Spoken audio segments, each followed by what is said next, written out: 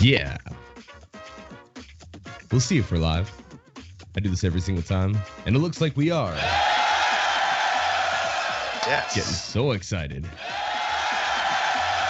Ladies and gentlemen. Jeez. We're on episode 58. Welcome to Beyond the Beats, Swiss Beatbox official podcast. Scott Jackson here. Hope you guys have had a fabulous week, and if you just got off watching Pac-Max, make sure that you go and check that video that just premiered before this. And yeah, man, I'm excited to go and talk to this guy. I'm excited to go and get into his beatbox career, other stuff he's been doing, and thoughts and just overall things that are happening in the beatbox world. But once again, I hope everybody's had a good week, safe week, good time with family and friends, and all that other good stuff. So, ladies and gentlemen, episode 58 with Mr. Austin O'Brien, repping the Fungineers as Paragon, the Cyber Unicorn. Cyber Unicorn Tron. I'm trying to get that correct. AKA, let me see. That's one of my many jobs. Yeah. Repping with Mr. Fish, repping Reggaeton 1, AKA the boy. Mr. Wobbles 1, AKA Chet Lance, AKA Little Uru, AKA, ladies and gentlemen, the one, the only. You've seen him all over the internet. Give it up for Mr. Wobbles. Hello. Yes. What up? Wow, a live audience, dude. Let's go. Yeah, man. They're all, everyone's tuned in, everyone's watching, so let's go. What's up, man? How you doing? I'm good. Better now I can go and see your face. I'm happy that you took the time to go and take a call and talk to myself and people that are watching from around the world here. Yeah. How are you? I'm good. Someone with a very questionable name said he is my inspiration for beatboxing. Thank you. I like your name, but I'm not going to repeat it out loud. And yes, I do have many aliases, but my main one is Mr. Wobbles. I used to work for the Fungineers, though. That was fun. You don't know, shout out Kyrian, shout out all those guys are really good. You should check them out. They're in LA. They're based. It's a beatboxer, actually. It's really good. Yeah. Yeah. Yeah. We're gonna start off and just again, I'm gonna talk to you today just about beatbox stuff, what you've done, things you are currently doing, and get your opinion on stuff. And yeah, and if there's anything that you want to do, and at any point in time, you just kind of tell me or say like, I want to go and talk about this, and we'll get into it. Yeah. But one thing. Go for it. Sorry.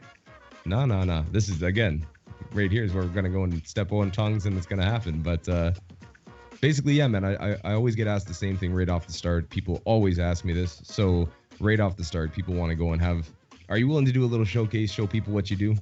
Yeah, sure.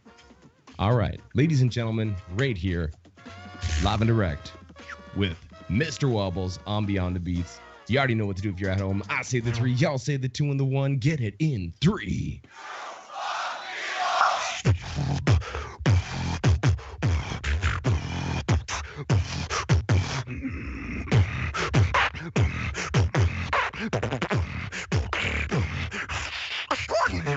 I don't really give a fuck.